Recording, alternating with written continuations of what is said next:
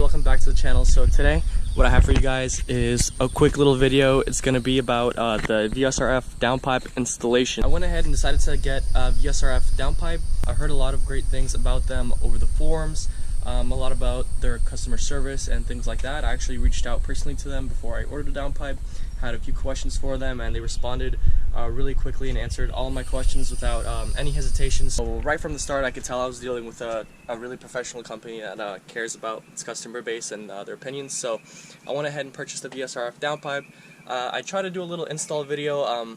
That didn't work out because I had to do the install in my own driveway, so unfortunately it was a little uncomfortable for me, and being my first time doing anything like this, I really didn't have the time or really the I guess desire to record, just because I was kind of figuring things out as I go. Overall, I was really happy with the process of installing the downpipe. It's actually really simple. Probably the most difficult part for me was removing the stock downpipe. Just some of the old clamps and screws were kind of rusted on, so I kind of had to really put some elbow grease into it. A lot of the old hardware and things were kind of like stuck on there, so it was kind of hard doing it. I actually did the install with my cousin who's visiting, so I will give you guys a little bit of the clips of the install, comparing the VRSF downpipe to the stock one, the size difference, things like that.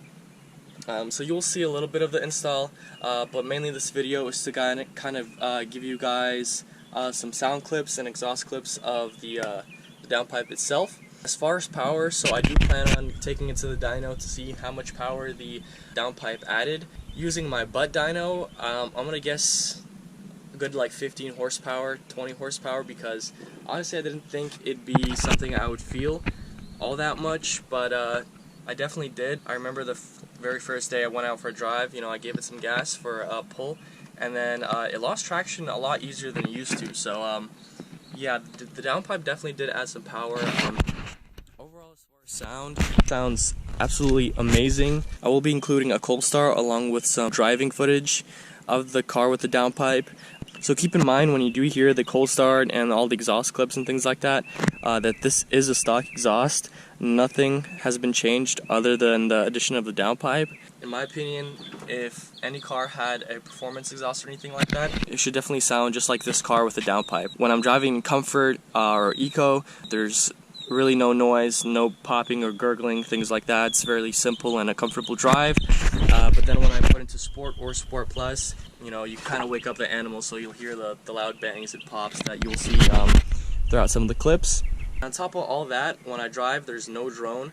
Even at highway speeds going 70, 80 miles an hour cruising, don't hear any drone. Really nothing noticeable at all. I couldn't be happier with this downpipe from VRSF, so thank you to VRSF for answering any questions I had when I was installing the downpipe. It really made me feel comfortable ordering the downpipe and getting installed as soon as possible. Alright guys, so that's going to be enough of me talking. I'm going to go ahead and let you guys listen to the car with the downpipe. Personally, I would definitely recommend getting a downpipe. Enjoy the footage.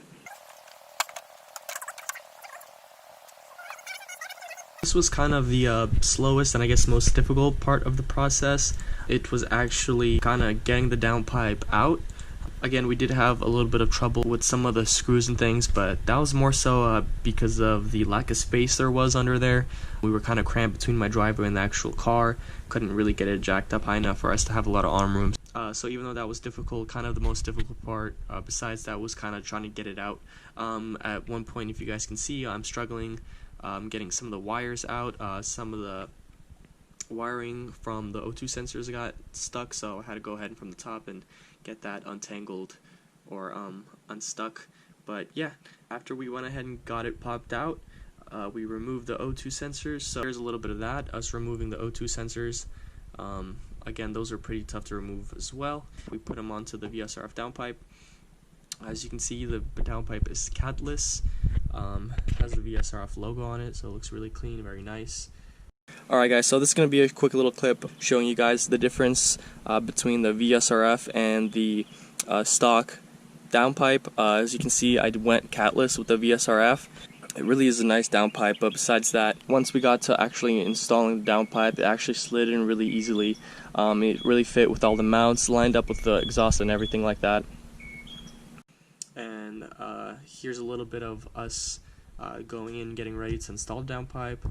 And again, don't have much footage of that, just kind of the beginning part because my attention was needed and the camera kind of took a backseat on this one. So, and here we are putting in the actual Downpipe.